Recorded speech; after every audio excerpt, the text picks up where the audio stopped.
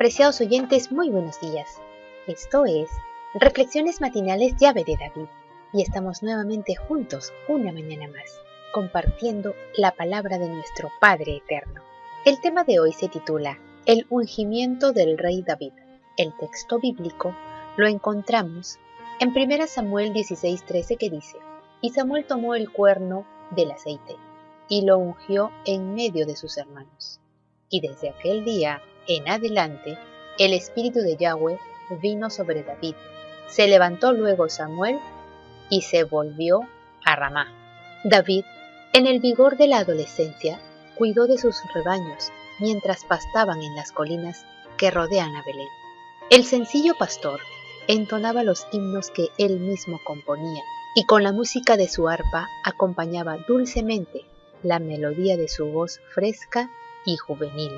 El Creador había escogido a David y le estaba preparando, en su vida solitaria con sus rebaños, para la obra que se proponía confiarle en los años venideros.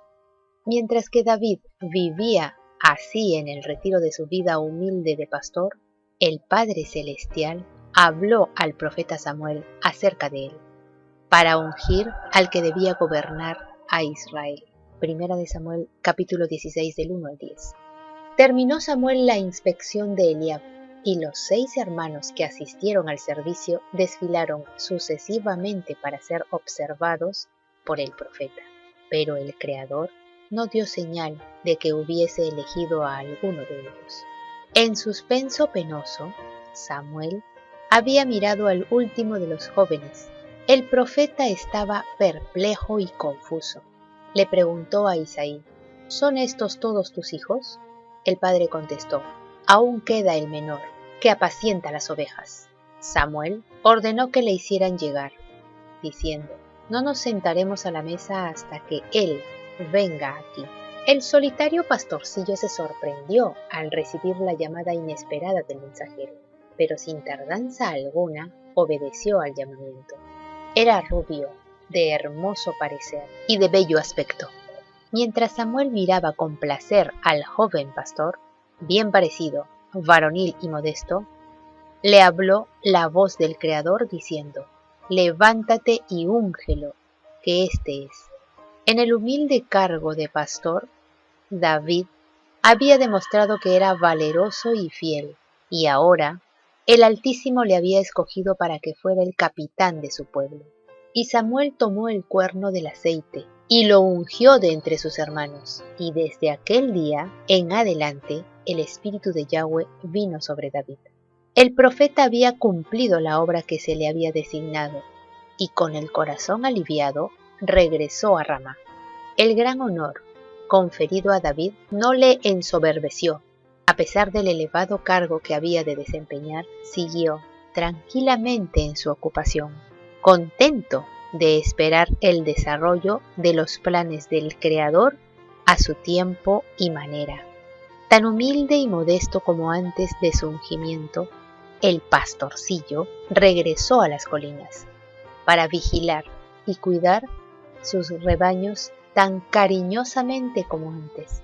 La comunión con la naturaleza y con el Padre Celestial, el cuidado diligente de sus rebaños, los peligros y libramientos, los dolores y regocijos de su humilde suerte, no sólo habían de moldear el carácter de David e influir en su vida futura, sino que también, por medio de los salmos del dulce cantor de Israel, en todas las edades venideras, habrían de comunicar amor y fe al corazón de los hijos del Padre Celestial, acercándolos al corazón siempre amoroso de aquel en quien viven todas sus criaturas. David, en la belleza y el vigor de su juventud, se preparaba para ocupar una elevada posición entre los más nobles de la tierra. Empleaba sus talentos como dones preciosos de Yahweh para alabar la gloria del divino dador.